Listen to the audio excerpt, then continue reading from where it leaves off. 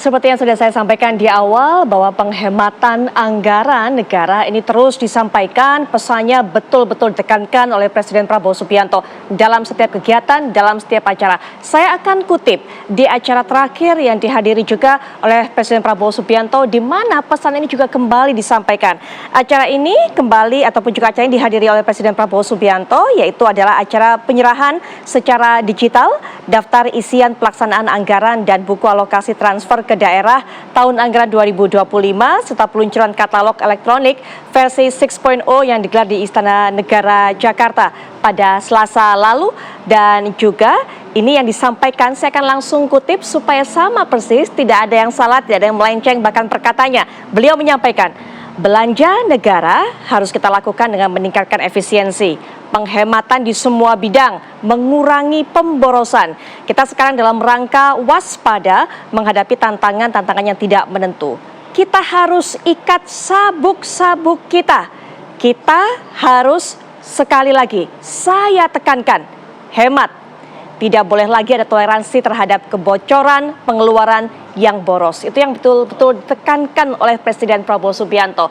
Pesan itu disampaikan bukan hanya pada kementerian ataupun juga lembaga, tapi juga pada jajaran pemerintah daerah. Pertanyaan berikutnya adalah apa tujuannya dengan penghematan besar-besaran ini, pemotongan anggaran, dan apakah memang mampu dilaksanakan? Bagaimana pengawasannya? Untuk bisa membahas mengenai hal ini, sudah hadir di samping saya, beliau merupakan Guru Besar Ekonomi IPB, Profesor Didin S. Damanhuri. Assalamualaikum warahmatullahi wabarakatuh. Selamat malam, Prof. Didin. Selamat malam. Baik, dan juga akan menilai tentunya dari kacamata ataupun juga sudut pandang kebijakan publik. Beliau merupakan pakar kebijakan publik Bapak Lisman Manurung, pakar kebijakan publik Universitas Indonesia. Siap. Selamat malam, Selamat Pak malam. Lisman. Baik, dan juga nanti akan bergabung dengan kita Bapak Wihadi Wianto selaku perwakilan juga dari DPR fraksi Gerindra yang akan memberikan pandangannya. Kita akan coba cek terlebih dahulu apakah Pak Wihadi sudah bergabung. Selamat malam Pak Wihadi. Malam, kan. Selamat malam Baik, semuanya. Pak Wihadi sudah bisa mendengar jelas ya suara kami ya di sini. Bisa. Baik, ya Pak Wihadi, tadi di awal saya tidak tahu apakah Pak Wihadi mendengar atau tidak, tapi saya ulang kembali apa yang dikatakan, dipesankan oleh Presiden Prabowo Subianto dalam beberapa acara, termasuk juga acara di Istana Negara, yang betul-betul menekankan, bahkan pilihan katanya adalah kita harus betul-betul kencangkan ikat pinggang. Sekali lagi saya tekankan hemat. Apa yang menyebabkan Pak Prabowo begitu menekankan sekali untuk menghemat ini, Pak Wihadi? Apakah memang karena kondisi global atau sebenarnya ada rencana-rencana lain mengenai penggunaan anggaran? Pak Wihadi, silakan. Jadi begini, dari awal Pak Prabowo sudah menyatakan bahwa APBN kita ini ada inefisiensi sekitar 30%. Nah, kemudian didukung oleh kondisi ekonomi global dan juga banyaknya program kerja yang harus dibuat pada saat nanti, maka benar-benar harus efektif sehingga apa yang saat ini mungkin dilihat 30% itu, pemborosan 30% itu dapat diperkecil atau bahkan hilang dari pemborosan itu. Nah, pemborosan itu seringkali kalau kita lihat di sini adalah bagaimana adanya sesuatu pemborosan dilakukan dari kementerian-kementerian. Nah, inilah kembali lagi Pak Prabowo selalu menekankan bahwa kita harus berhemat, tidak boros-boros, artinya bahwa anggaran APBN itu dimanfaatkan untuk pembangunan, bukan untuk hal-hal yang mungkin seringkali banyak dikatakan seminar-seminar ataupun juga hal-hal yang mungkin perjalanan dinas yang kemudian setiap kali juga seringkali dilakukan. Nah, ini memang menjadi sorotan daripada Pak Prabowo bahwa memang pemborosan ini sebisa mungkin untuk diperkecil, bahkan mungkin ini sangat-sangat juga menjadi perhatian kita semua karena justru daripada inti programnya tidak bisa dilaksanakan dengan baik. Seperti misalnya program stunting yang dulu pernah disampaikan oleh Presiden Jokowi bahwa anggaran program stunting itu hanya dipakai untuk seminar-seminar dan pertemuan-pertemuan, tidak untuk melakukan pemberantasan stunting dan dengan aksi-aksi di lapangan. Nah, inilah salah satu hal salah satu hal contoh yang pemborosan itu yang memang harus dihemat, dan untuk yang namanya pembangunan itu program-program yang dilakukan oleh Pak Prabowo yang kita tahu bahwa program-program itu adalah untuk kepentingan rakyat. Baik, Pak Wihadi, bisa jelaskan juga kepada kita sebenarnya selama ini dinilai oleh Pak Prabowo Subianto ini sejauh mana kebocorannya, seberapa besar sampai Pak Prabowo ini concern betul. Karena kalau kita tahu seminar yang tadi dikatakan perjalanan dinas itu juga merupakan agenda penting yang harapannya juga akan ada feedback positif untuk pemerintahan kita. Tapi kalau tadi sampai mengetahui kejadian di lapangan, anggaran yang harusnya ini digunakan untuk mengatasi masalah stunting, tapi malah digunakan untuk hal seperti itu, kebocorannya sampai seberapa besar sebenarnya Pak Wihadi? Ya, yang dikatakan Pak Prabowo bahwa 30% daripada APBN kita itu adalah tidak efektif, atau ada pemborosan sekitar 30%. Nah, ini 30% itu angka yang cukup tinggi kalau kita lihat dari postur anggaran kita, dan ini saya kira dengan 30% itu bisa membuat satu program yang sangat-sangat berguna bagi rakyat. Nah, Pak Prabowo melihat bahwa memang betul perjalanan dinas maupun seminar itu bukannya tidak mungkin dan bukannya tidak perlu, tetapi itu perlu mungkin diefektifkan, dan juga perlu yang namanya perjalanan dinas maupun seminar itu yang benar-benar bermanfaat dan benar-benar memberikan manfaat. Jadi kita melihat bahwa di sini anggaran yang 30% ini yang Pak Prabowo katakan bahwa ada pemborosan, mungkin bisa dikurangi dan juga mungkin diefektifkan lebih jauh lagi, sehingga yang namanya APBN ini benar-benar berguna untuk pembangunan dan benar-benar sesuai dengan peruntukannya, dan ini adalah merupakan sesuatu hal yang sangat-sangat diharapkan oleh masyarakat kita.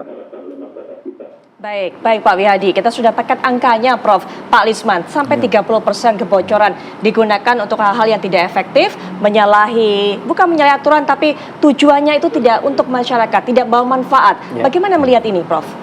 Ya, kalau saya malahan setelah 30% itu kan sebenarnya benchmark waktu zaman Orde Baru itu, dari Profesor Sumitro dan ICOR Analysis namanya. Incremental Capital Output Ratio. Bocornya itu 30%. Oke. Dalam penelitian saya malahan ini naik di era reformasi. Oke. Mendekati 40%. Mendekati 40%. Ya. Ini sampai era kemarin atau hanya era setelah reformasi? Iya, terutama 10 tahun terakhir lah. 10 tahun terakhir, Ya. baik. Saya ada mahasiswa yang saya bimbing lah. Ya. Nah, jadi sebenarnya kompleks yang disebut kebocoran itu. Ada yang tidak efektif, kayak tadi contoh-contoh dari Pak Wihadi, tapi ada juga yang memang pihak internal maupun eksternal memanfaatkan APBN untuk penyimpangan. Contohnya, Walaupun itu bisa dikatakanlah waktu BPK atau BPKP misalnya itu formalnya seperti tidak ada penyimpangan gitu. Oke. Nah, jadi artinya mengelabui sistem. Ya, jadi contoh begini. Oke. Karena saya pernah 6 tahun di birokrasi, di eselon 1 saya. Ya. Jadi di internal yang lebih berat ini. Jadi mereka sudah nandai nih. Misalnya sebuah departemen sekian. Itu sejak awal sudah ditandai bahwa kira-kira mereka katakanlah sekitar 20% ini sudah terdistribusi. Jadi yang efektif hanya 80% sebenarnya, yang jadi anggaran itu, dan bisa di departemen lain bisa lebih lagi. Itu di internal. Maaf, itu dari mulai yang pejabat-pejabat yang tinggi sampai ke eselon-eselon gitu. Nah, ini yang internal sebenarnya harus diselesaikan dengan BPKP, bahkan dengan BPK untuk ada indeks keberhasilan pengukuran. Jadi menteri diminta supaya kalau ditemukan kebocoran, dan saya kira BPKP punya data BPK, kebocoran per kementerian itu, lembaga-lembaga non kementerian itu mereka kalau ternyata 30%, kalau perlu perintahkan hanya 10% misalnya gitu, itu sudah luar biasa itu. Tapi dari eksternal juga, itu maaf ya, di Banggar itu sudah ada pembicaraan. Pembicaraannya apa, Prof? Deal. Yang deal antara kementerian dengan banggar. Kementerian dengan bangga Iya. agar kemudian dananya cair sehingga harus apa? Nah, dan nanti yang sudah pakai bintang itu, ya untuk pihak-pihak mereka yang sudah deal itu. Ini harus diselidiki. Gampangannya uang persenannya untuk mereka, Ya, begitu gampangannya. Semacam begitulah. Oke. Itu kebocoran juga.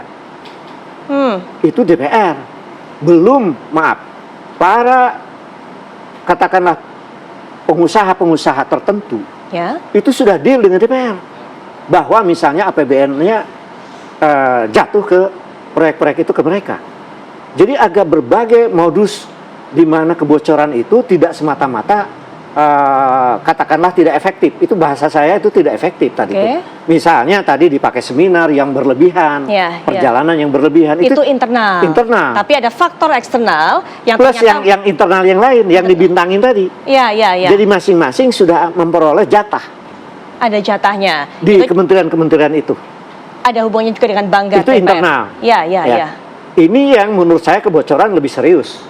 Oke, baik. Nah, yang eksternal, Eksternal. dua jalur. Satu, deal antara orang banggar dengan kementerian dan non-kementerian. Plus pengusaha-pengusaha yang sudah menandai bahwa proyeknya itu jatuh ke dia. Baik. Itu adalah deal dengan juga banggar. Pihak-pihak yang di legislatif lah. Oke. Dan itu terjadi juga di daerah-daerah. Baik, tingkat provinsi, begitu kan? Kemudian Sampai tingkat ke kota, tingkat kabupaten. 2 juga. Baik, kita punya dapatkan catatan dari Prof. Langsung saja diberikan tanggapan oleh Pak Wihadi. Silakan Pak Wihadi, karena ada sangkut pautnya tadi masalah banggar DPR, kemudian juga kebocoran tadi. Ternyata ada hubungannya juga dengan pihak eksternal, non pemerintah ataupun juga non DPR tadi. Silakan, Pak Wihadi. Jadi begini ya. Jadi begini. Halo? Ya, silakan Pak Wihadi teruskan. Kami mendengar. Iya. Iya. Nah, jadi begini, yang dimaksud itu apa yang disampaikan oleh Prof tadi adalah bagaimana proses daripada anggaran. Sejauh yang kami tahu bahwa proses anggaran di DPR itu dengan rapat-rapat itu sudah jelas bahwa apa yang disampaikan oleh proses daripada anggaran itu, misalnya itu proses daripada biaya belanja modal, belanja barang, terus kemudian belanja pegawai. Nah ini ketidakefektifan ini kan 30% itu kan menjadi sesuatu hal yang terjadi. Kalau saya sampaikan tadi, banyak yang memang program-program yang tidak berjalan dengan baik, tetapi anggarannya ada. Nah ini semuanya memang dibahas di dalam anggaran di DPR, dan kami sebagai legislatif itu memang membahas daripada anggaran itu dengan eksekutif itu sangat transparan. Setiap kementerian kemudian mengajukan juga anggaran-anggarannya dan sesuai dengan peruntukannya. Dan perlu diketahui bahwa DPR itu sudah tidak masuk kepada satuan 3, jadi sudah tidak sampai kepada bentuk daripada pekerjaannya, tetapi hanya gelondongan. Itu yang sudah kita tahu, itu keputusan MK. Jadi mungkin apa yang dikatakan Prof itu adalah mungkin pada saat keputusan MK itu belum ada. Tetapi sekarang ini kita sudah tidak lagi berhubungan dengan hal-hal seperti itu. Kita hanya berbicara mengenai masalah anggaran itu adalah gelondongan dengan kementerian, dan juga peruntukan daripada mata anggarannya itu jelas belanja modal, belanja pegawai, dan belanja barang. Nah ini Pak Prabowo melihat juga bahwa kebocoran itu yang dinyatakan 30% itu adalah secara global semuanya, bahwa ada ketidakefektifan daripada penggunaan daripada anggaran itu. Ini kita bicara tidak efektif penggunaan daripada anggaran itu. Jadi saya kira itu yang perlu kita perjelas, bahwa sejak dari keputusan MK kita ini tidak lagi membahas satuan 3 sudahan gitu. Jadi kita hanya gelondongannya saja. Anggaran ini, kementerian ini sekian, untuk belanja barang sekian, belanja modal sekian, belanja karyawan sekian, belanja pegawai sekian. Itu aja yang kita bahas dan kita kita kritisi mengenai masalah bentuk programnya. Setelah jadi, baru kita akan bentukan pengawasan daripada pelaksanaan anggaran itu. Jadi itu saja saya kira. Baik. Ya Pak Wihadi, nanti kita akan dengarkan bagaimana tanggapan balik dari Prof. Didin, termasuk juga ada catatan mengenai kebocoran anggaran ini. Pak Lisman, setelah jeda kita akan lanjutkan perbincangan sesaat lagi. Kebocoran-kebocoran kita, kalau kita hemat, kalau pemerintah itu ketat, bersih, efisien, saya yakin bisa.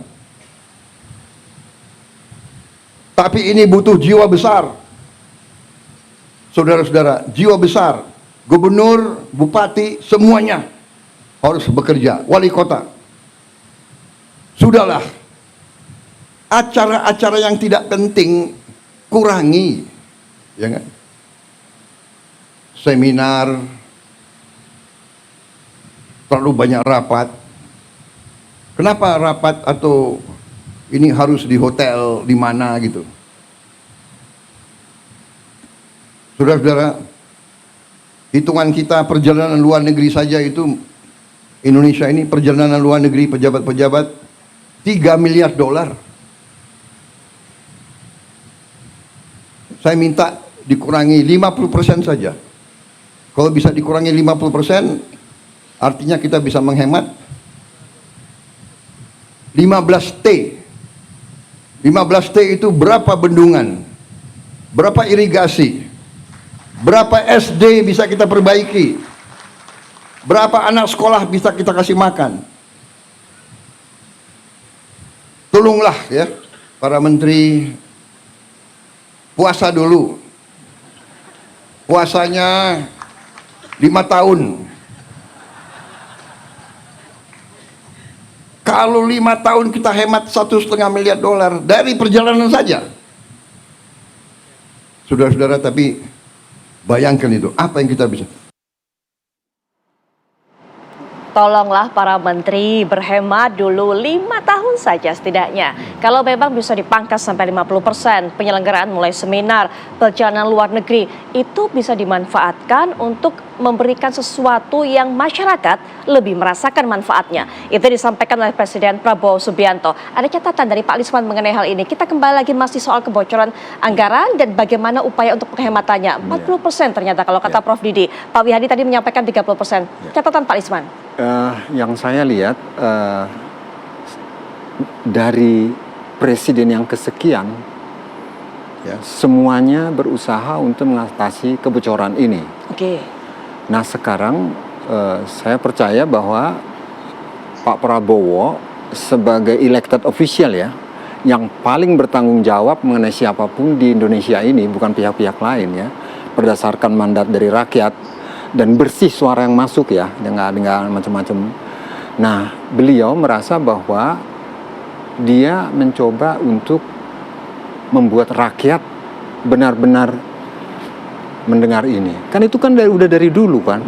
Kalau nggak salah, ayah beliau juga bilang itu 30% itu kan. Dan terus hampir setiap presiden berusaha mengatasi ini dan tidak berhasil. Kenapa tidak pernah berhasil, Pak Lisman? Catatannya. Kita salah menghitung, salah mempertimbangkan bahwa kita hanya belajar atau kita hanya berusaha untuk melakukan efisiensi, efektivitas. Nah, Pak Prabowo ini kan pernah jadi pengusaha ya. Di sektor publik bukan hanya efisiensi, efektivitas, tapi the value of money, uang saya kan. Kalau saya jadi pengusaha, tidak saya cukup hanya melihat apakah anak buah saya kerja secara efisien, ya kan, dan efektif. Tapi you hargai nggak uang yang sekarang ada ada penilaian secara pada tanda kutip. Anda menghargai bahwa ada uang milik saya yang kita sedang gunakan di sini dan bagaimana masa depan uang ini tentu seperti apa. Nah ini sekarang kita lihat, ini kan public money ya. Uang rakyat ini dalam pandangannya Pak Prabowo, karena saya dengar dengan sedikit saja, beliau bilang biarkan dulu uang itu mengalir sampai ke rakyat, ya kan gitu, dan rakyat akan bekerja dengan baik. Maksud saya begini, kalau jembatan itu dibangun, umur ekonomisnya mestinya kan 12 tahun ya, ini kan sudah diatur supaya 6 tahun bisa direhab lagi kan, ada anggarannya. Nah hal-hal seperti inilah nanti yang kemungkinan besar yang harus dikoreksi besar, karena kinerja birokrasi kita ini kan banyak kan berbasis parameter-parameter standar ya. Oke. Sementara yang sekarang diperlukan oleh rakyat itu, saya dapat apa dari uang yang saya sumbangkan sebagai pajak, dan itu sudah normal di semua negara. Bahkan kalau di Australia dia merasa ikut ikut merasakan bahwa pemerintah sudah menghargai pajak yang dia bayar. Seringkali kalau di sana itu ambulans dengan cepatnya melakukan pelayanan untuk show off bahwa uang Anda tidak kita awur-awur gitu. Nah, Presiden seperti yang dikemukakan beliau ini ingin bahwa pada masa periode ini kalau bisa ya tuntas lah. Oke, baik. Jika upaya ini sebenarnya sudah dilakukan oleh masa-masa presiden sebelumnya dan kembali dilakukan oleh Presiden Prabowo Subianto, cukupkah hanya dengan instruksi demi instruksi di acara demi acara seperti tadi dilakukan, atau perlu instrumen tertentu, Pak Lisman? Ya tentu perlu dilakukan bukan hanya aspek penegakan hukum ya, tetapi membahasarekatkan itu bahwa uang itu sedang diolah oleh para birokrat ini sesuai dengan harapan kami kan. Karena kan artinya sudah menjadi tradisi dalam masyarakat kita. Kalau mau jadi kaya kan jadilah pejabat kan gitu, anaknya dibayar sekian banyak, begitu diangkat jadi kepala dinas itu ada pesta besar. Nah, tapi uang siapa yang sekarang dipermainkan di sektor swasta itu nggak ada, itu pesta-pesta itu nggak ada. Tunggu dulu, nanti kalau saya nggak bisa bekerja nggak ada urusan ini kan gitu ya. Artinya Presiden ingin menunjukkan bahwa ini uang yang kita ambil dari pajak atau pendapatan negara, kita usahakanlah itu utuh dibelanjakan dulu untuk seluruh kebutuhan sesuai dengan apa yang tertulis. Baik. Ya, jadi kalau disebut misalnya, saya pernah dapat informasi dari ini pernah contoh soal ada bantuan dari Pemda DKI terhadap satu pihak 100 biji mesin jahit. Setelah dibuka gudangnya nggak ada mesin jahitnya kan gitu. Nah, seperti apa itu ceritanya? Nggak ada. Dan itu tidak hanya terjadi di situ saja kan. Kan banyak hal-hal yang sudah terbiasa dalam sistem kita. Sesuatu yang dianggap biasa. Caranya biasa maksudnya begini. Kan daripada kamu capek-capek saya kasih mesin jahit, mendingan uangnya saja kan ya kan gitu. Ya sudah. Nah, ini sudah menjadi sistemik kan di kita kan, yang mestinya tidak perlu terjadi lagi ketika kita mengharapkan bahwa kebocoran itu betul-betul dapat dihentikan dengan tujuan ketika dia tidak bocor, uang mengalir ke rakyat memperoleh kesempatan kerja dan memperoleh uang yang lebih banyak untuk dibelanjakan dan kemudian mendrive ekonomi, banyak kegiatan usaha kan seperti di negara-negara lain ya. Dan Vietnam maju loh mengenai itu. Mengenai apa yang sudah dilakukan oleh Vietnam nanti kita akan bahas lebih lanjut. Sebelum Prof ini juga berikan pandangan termasuk juga tanggapan yang disampaikan oleh Pak Wihadi tadi mengenai bagaimana kemudian terbentuknya kesepakatan mengenai anggaran. Pak Wihadi, tadi sudah disampaikan oleh Pak Lisman bahwa ini bukan upaya pertama tentunya, sudah ada upaya-upaya kemarin untuk menekan kebocoran tapi gagal terus. Mungkin silakan diberikan tanggapan mengenai hal ini. Kemudian juga yang kedua, apakah memang Pak Prabowo ini berupaya untuk mengetatkan anggaran karena memang pemasukannya, pendapatan negara kita ini memang sangat kurang untuk bisa melakukan atau mewujudkan semua rencana Pak Prabowo di masa pemerintahannya, Pak Wihadi? Jadi begini, saya sedikit memberikan satu tanggapan terkait dengan permasalahan postur APBN. Postur APBN kita memang sudah jelas bahwa tahun 2025 itu kan sekitar 3.600 triliun. Dan dari situ memang kita melihat ada 2.000 dari penerimaan 2.900 dan kita masih ada defisit 3.500 misalnya kemarin. Nah, dari hal itu kita lihat sebenarnya optimis mengenai masalah penerimaan, kita masih optimis terhadap masalah itu. Nah, cuman begini, kita kan melihat Pak Prabowo ini melihat bahwa dengan kalau kita lihat selalu pidato-pidato beliau itu menekankan bagaimana uang-uang yang tidak berguna, yang tidak bisa dimanfaatkan dengan baik. karena permasalahan daripada penggunaan daripada anggaran itu, ketidakefektifan daripada anggaran itu. Jadi ini kita tekankannya berbeda. Jangan ditarik mengenai masalah permasalahan daripada permasalahan anggaran itu, ya, anggaran yang mungkin kebocoran itu sampai di mana. Tetapi kan kita lihat dulu daripada pembicaraannya Pak Prabowo itu mengatakan bahwa efektivitasnya itu harus dijelaskan dulu nih. Jadi anggarannya itu ada, tetapi dipakai untuk tidak kepentingan daripada pembangunan, begitu kan? Atau tidak dipakai tapi dihambur-hamburkan, gitu kan? Nah, kalau kita melihat tadi yang disampaikan itu bahwa anggaran itu dipakai untuk pembangunan, artinya ada pembangunannya.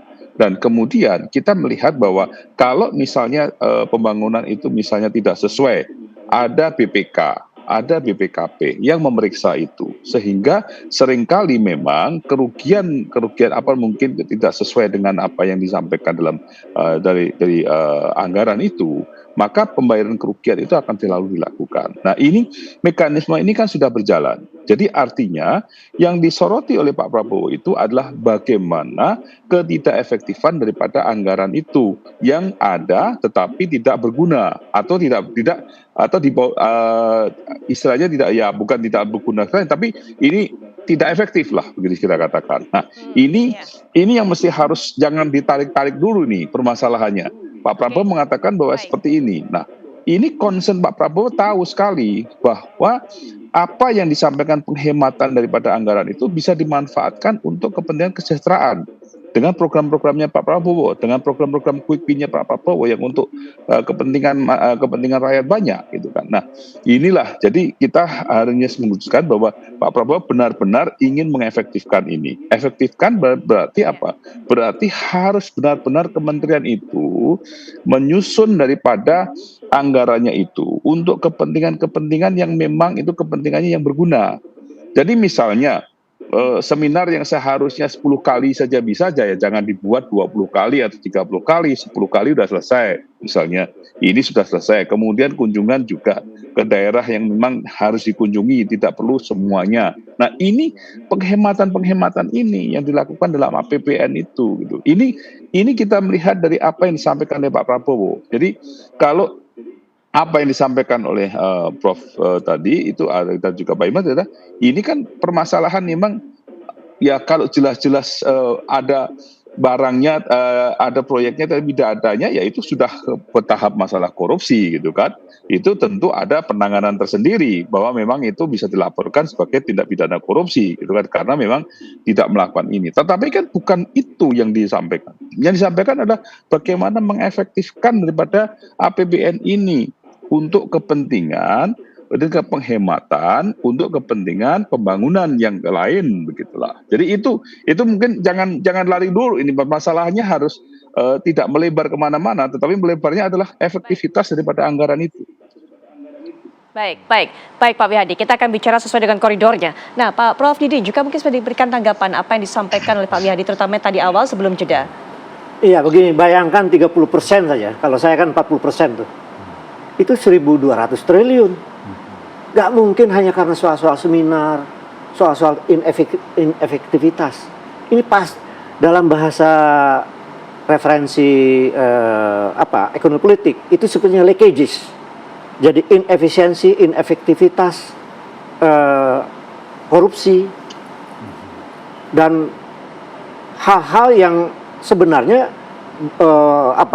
sepertinya tidak dilaporkan ke BPK misalnya atau diaudit oleh BPKP seperti tidak ada apa-apa, padahal di dalamnya sudah mengandung kebocoran.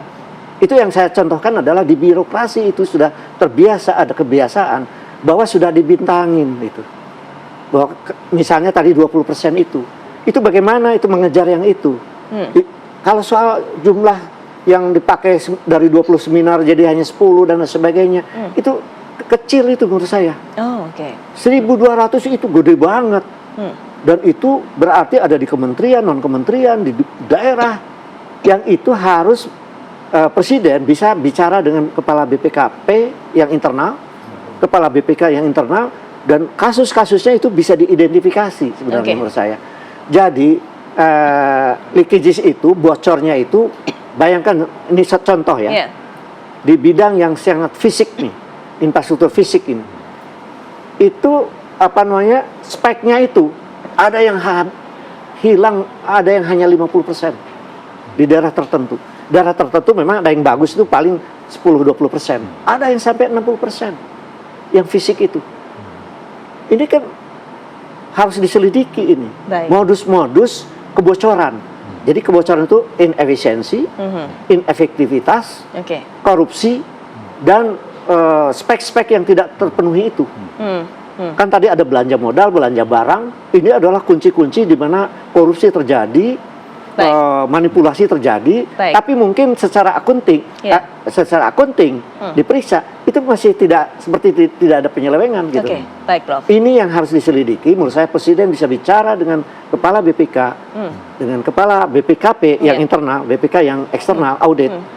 Itu modus-modus itu sudah tercatat di kalangan mereka. Baik, kita sampai di situ poinnya modus-modus kebocoran. Nanti Pak Wihadi juga bisa berikan tanggapan, karena kalau catatan Prof Didin, kalau hanya mengurangi perjalanan dinas, seminar-seminar dan sebagainya, kegiatan-kegiatan seremonial tidak akan terlalu berefek banyak, gitu kan, tidak akan sampai kemudian 30% ataupun juga menutup 30-40% tersebut. Nanti silakan diberikan tanggapan Pak Lisman, Pak Wihadi juga, termasuk juga salah satu hal yang akan digunakan pemanfaatan dari anggaran yang berhasil dihemat ini adalah membangun infrastruktur. Nah, satu hal juga yang ditekankan oleh Pak Prabowo, Presiden Prabowo Subianto adalah jangan sampai kemudian infrastruktur ini dibangun tapi kemudian sia-sia. Nanti kita akan bahas lebih lanjut lagi setelah jeda.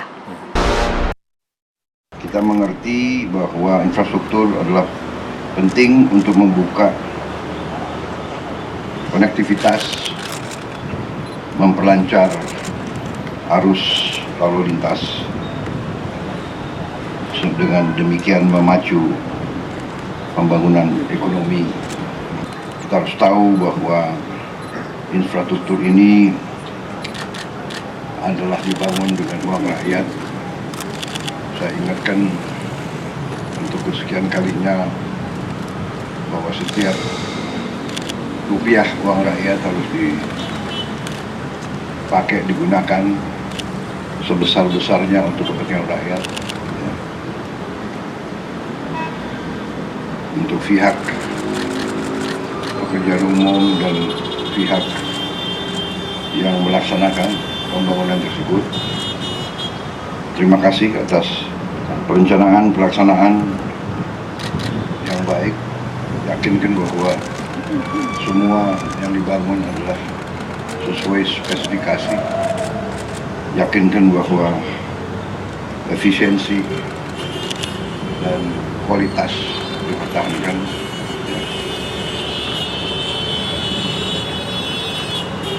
Berilah yang terbaik sehingga kemampuan negara dan bangsa sebesar-besarnya bisa dirasakan manfaatnya oleh rakyat kita. Saya kira itu yang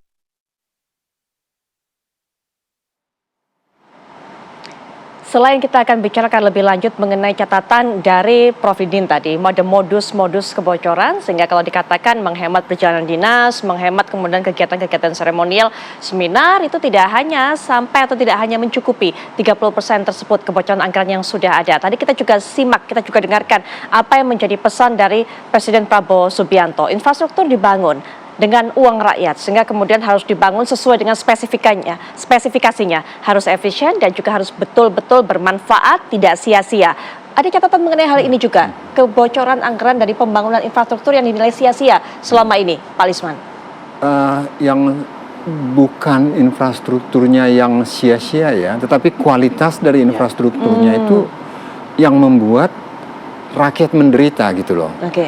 Nah, kalau ini terjadi terus, yang akan membayar pajak kan rakyat ya, tetapi mereka menurun terus kemampuan daya beli mereka, dan kita akan dapat apa? Nah, itu kan yang selalu yang secara sekilas diingatkan oleh Bapak Presiden ya. Biarkan dulu uang itu mengalir ke bawah kan gitu. Ibarat makanan ya, jangan comot dulu, bagi dulu semuanya, baru kita melihat pertumbuhan kan gitu. Nah ini sekarang belum apa-apa kan sudah mau dipestakan ini nih. Si Pak ini sudah mau dibikin pestanya gitu loh. Jangan dulu dong pakai pestanya. Karena gini ya, kalau uang itu mengalir ke sektor-sektor ekonomi ya, masuk sampai ke bawah, rakyat kita punya daya beli yang lebih baik lagi, kan mereka kan akan mendrive bisnis kan. Ketika bisnis berkembang, kan itu kan berarti akan menyerap tenaga kerja, dan ini akan terjadi dengan apa adanya. Pak Prabowo kan orang bisnis, dan beliau paham betul itu kan. Nah sekarang bagaimana tanggung jawab kita semua secara keseluruhan ya? Ini adalah public money. Seperti yang saya contohkan, saya bukan soal pencurian mesin jahitnya, tapi bagaimana hati nurani orang yang berani mengakali itu ya. Sementara dengan 100 mesin jahit misalnya, itu kan sudah mendrive 100 orang pekerja kan gitu. Kira-kira begitu maksud saya, bukan maksud saya bahwa ini soal pelanggaran kecil ya. Dan itu kan terjadi baik dalam kualitas jalan di pedesaan itu kan masih ada jalan yang di sana terus nggak ada jalannya lagi. Nah, bagaimana ini dihayati oleh si birokrat, barisan birokrat yang harus respect kepada presiden sebagai penanggung jawab rakyat ya. Nggak ada pihak lain yang bertanggung jawab pada rakyat kecuali presiden dan elected official yang lain, dan artinya DPR kan gitu. Dua pihak ini yang dipilih oleh rakyat untuk melakukan segala sesuatu kepentingan rakyat. Baik. Begitu loh. Ya, baik. Nah, berikutnya juga Pak Wihadi, silakan diberikan tanggapan terhadap modus-modus kebocoran tadi yang disampaikan oleh Prof. Didin sebelum jeda. Kalau hanya mengurangi kegiatan seremonial, tentunya itu hanya kecil saja dampaknya, begitu Pak Wihadi. Termasuk juga tadi seruan dari Pak Prabowo Subianto, pemanfaatan anggaran untuk membangun infrastruktur yang memang tepat sasaran dan juga tepat spesifikasinya. Pak Wihadi, silakan. Ya, apa yang disampaikan oleh Prof. Didin itu kalau kita melihat total daripada anggaran terus kemudian dipotong 30%. Tapi perlu diingat bahwa anggaran itu 40%-nya itu hampir 50% ya mungkin itu adalah untuk belanja pegawai. Artinya itu adalah untuk pegawai. Belum kita bicara mengenai masalah belanja barang, terus kemudian juga ada transfer daerah. Nah, transfer daerah ini perlu juga bahwa kebocoran itu bukan berarti, makanya Pak Prabowo juga selalu mengatakan bahwa cukuplah gubernur-gubernur, bupati-bupati begitu kan untuk tidak melakukan seremonial. Artinya kan itu secara terstruktur itu memang pada saat dilakukan transfer daerah itu adalah kepentingan-kepentingan itu juga akan ada dalam anggaran itu. Jadi tidak bisa kita memotong itu karena 40-50% itu sudah anggaran kita itu sudah terpotong oleh belanja pegawai. Jadi untuk membayar pegawai, untuk membayar tunjangan dan segala macam itu sudah 40%. Dari untuk infrastrukturnya itu justru sebenarnya porsinya nggak terlalu banyak kalau kita lihat di situ. Kalau dengan kita melakukan itu ada transfer daerah segala macam. Tapi nantilah kita akan bedah satu persatu sehingga jelas permasalahannya. Tapi intinya di sini apa yang disampaikan oleh Pak Prabowo itu adalah bahwa ini anggaran ini harinya untuk kepentingan rakyat. Nah inilah yang disampaikan oleh Pak Prabowo juga dalam masalah konteksnya dengan infrastruktur. Yang dimana infrastruktur itu haruslah yang bisa memudahkan masyarakat dan memberikan manfaat kepada masyarakat dan berguna bagi masyarakat. Jadi apa yang dikatakan tadi oleh Pak ini ya siapa? Pak Kamlu ya siapa? Ada Pak Lisman di sini juga itu tadi yang memberikan pandangannya, Pak Wihadi. Pak Lisman ya, Pak Lisman. Mohon maaf. Ya Pak Lisman itu tadi sampaikan mengenai masalah bagaimana masyarakat kita ini merasa tidak bisa menikmati infrastrukturnya. Memang ada beberapa hal yang ini juga Pak Prabowo temukan sekarang ini adalah bagaimana pembangunan bendungan, bukan hanya infrastruktur. Nah, banyak juga bendungan dibangun tetapi tidak bisa dimanfaatkan karena apa? Karena saluran daripada sekundernya, saluran tersiernya itu belum dibangun, belum ada gitu, sehingga ini bendungannya ada tetapi belum bisa mengalir juga. Nah ini memang perlu ada yang namanya kita melakukan audit satu persatu, dan juga kita seringkali kita juga melihat bahwa kepentingan rakyat ini dan pembangunan yang baik tentunya akan bisa dimanfaatkan. Nah inilah makanya Pak Prabowo selalu menekankan itu, bahwa ini dengan infrastruktur yang sudah dibangun, dan Pak Prabowo sekarang ini beberapa kali sudah meresmikan, ini adalah memang upaya yang dipakai untuk pemanfaatan anggaran itu untuk kepentingan rakyat. Tetapi tetap ditekankan bahwa ini benar-benar berguna bagi masyarakat, dan karena ini adalah uang rakyat, uang pajak daripada rakyat, maka juga harus bisa memberikan akses manfaat pada rakyat. Jadi saya kira ini semuanya kita ingin bahwa pemerintahan Pak Prabowo ini benar-benar ke depan 5 tahun dengan semangat Pak Prabowo. Kita tahu bahwa kita semuanya ingin bahwa dengan program-programnya Pak Prabowo sekarang ini yang kepentingan rakyat, itu kan. Jadi kita bisa melihat yang namanya Pak Prabowo belum sudah menaikkan gaji guru, kemudian menaikkan UMP. Nah, gaji guru malah 100%, kemudian UMP juga dinaikkan, terus kemudian gaji hakim juga dinaikkan. Artinya di sini bahwa rakyat ini benar-benar asas manfaatnya juga daripada anggaran ini memang diberikan kepada rakyat yang membutuhkan gitu. Dan inilah saya kira kita mesti harus memberikan dukungan kepada Pak Prabowo dan memberikan kesempatan kepada Pak Prabowo dan kabinet semuanya untuk benar-benar mengawasi masalah anggaran ini. Baik, Prof. Didin, sudah ada contoh kasus tadi dikatakan oleh Pak Wihadi, pembangunan infrastruktur, bendungannya dibangun tapi belum ada saluran-salurannya sehingga kemudian sia-sia saja. Nah, hal-hal ini kemudian jangan sampai terulang, itu yang betul-betul diperhatikan oleh Pak Prabowo. Ada pandangan mengenai ini? Ya, jadi saya itu sangat apresiasi sangat tinggi ya. Pak Prabowo itu dalam pidato yang pertama itu mengatakan akan menurunkan korupsi secara signifikan. Akan melarang penggunaan APBN, penyalahgunaan APBN oleh perorangan, kelompok, partai, dan lain sebagainya. Dan sekarang berulang-ulang juga ingin menyelamatkan bahwa kebocoran 30% itu kalau perlu diturunkan. Dan ini inline dengan selama ini bahwa indeks korupsi kita itu kan merosot. Yang pernah 0,71, 0,41 sorry. Itu tinggal 0,32. Jadi korupsi memang sangat tinggi. Oke. Kemudian ICOR kita 0,6 lebih. Ya kan? Waktu zaman Pak Harto itu 0,5. Jadi inefisiensi juga naik. Ketidakefisien itu naik. Jadi ini adalah sangat tepat Pak Prabowo untuk terus-menerus mengatakan bahwa kebocoran APBN yang 30% kalau perlu diturunkan hanya 10% gitu. Ya, dalam waktu 2 tahun, 3 tahun. Baik. Dan Pak Prabowo bisa bekerja sama dengan atau menguak dari BPKP dan BPK apa itu modus-modus kebocoran itu. Oke, baik. Itu yang saya maksud adalah inefisiensi, inefektivitas, kemudian korupsi, dan tidak terpenuhnya spek. Nah, oleh karena itu, di samping itu nanti setelah tahu seluruh modus-modus itu, lalu dia perintahkan kepada seluruh menteri, seluruh kepala daerah agar punya indeks keberhasilan.